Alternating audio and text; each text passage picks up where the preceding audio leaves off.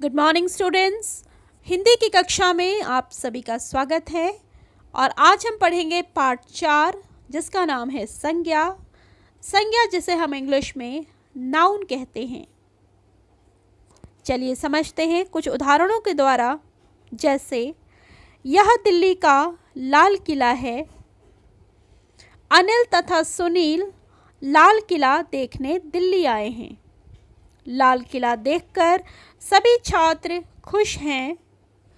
इसकी सुंदरता देखने अन्य आदमी और औरतें भी आए हैं।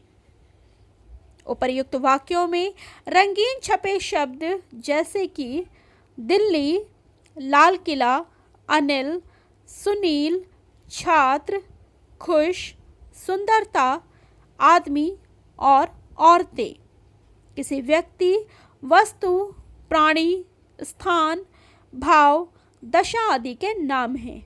व्याकरण में नाम को संज्ञा कहते हैं।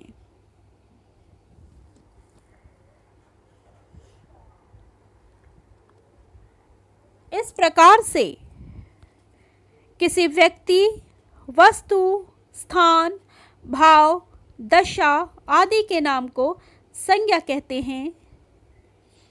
ये संज्ञा की परिभाषा है। अब पढ़ते हैं संज्ञा के भेद। संज्ञा के मुख्यतः 3 भेद होते हैं।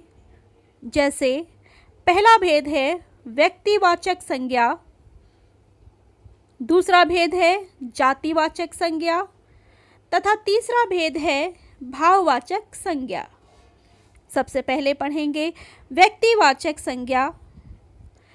जिन शब्दों से किसी व्यक्ति, वस्तु व स्थान आदि का बोध हो वे व्यक्तिवाचक संज्ञा कहलाते हैं। जैसे भारत, दिल्ली, जापान, लंदन, रामायण, कुरान, सोमवार, जनवरी, होली, महात्मा गांधी, चार मीनार आदि।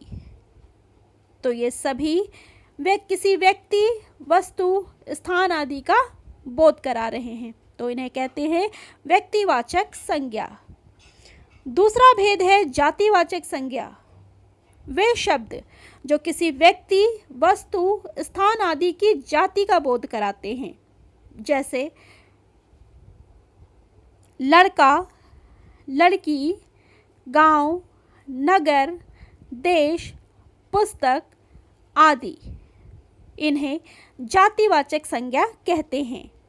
अंग्रेजी व्याकरण से प्रभावित होकर कुछ विद्वानों ने जातिवाचक संज्ञा के 2 और भेद बताए हैं, जो इस प्रकार से है। जैसे समुदायवाचक संज्ञा, जो शब्द किसी व्यक्ति, वस्तु, स्थान आदि के किसी समूह का बोध कराते हैं, उन्हें समुदायक वाचक संज्ञा भी कहते हैं। इसे हम इंग्लिश में कलेक्टिव नाउन के नाम से भी जानते हैं। उदाहरण के तौर पर जैसे भीड़, परिवार, कक्षा, झुंड, टीम, गुच्छा, सेना आदि। दूसरा है द्रव्यवाचक संज्ञा यानी कि मटेरियल नाउन, जो शब्द किसी द्रव्य या पदार्थ का बोध कराते हैं, उन्हें द्रव्यवाचक संज्ञा कहते हैं। जैसे सोना, कपास, लकड़ी, लोहा, पानी, दूध आदि।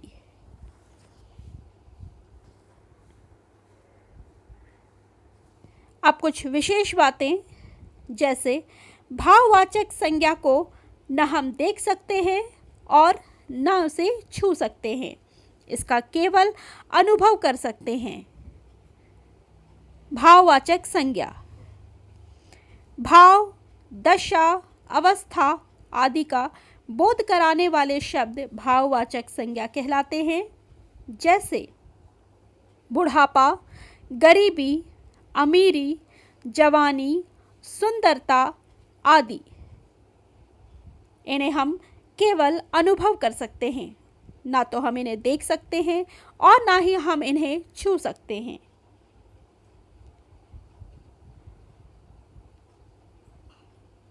आइए अब कुछ मुख्य बातें जो अब तक हमने पढ़ी इन्हें फिर से दोहरा लें। जैसे व्यक्ति, वस्तु, स्थान आदि के नाम को संज्ञा कहते हैं। संज्ञा के 3 भेद हैं, जैसे व्यक्तिवाचक, जातिवाचक तथा भाववाचक। जातिवाचक संज्ञा के 2 भेद और हैं, समुदायवाचक तथा द्रव्यवाचक। भाववाचक संज्ञा का हम केवल अनुभव कर पाते हैं। तो इस पाठ में बस इतना ही। धन्यवाद।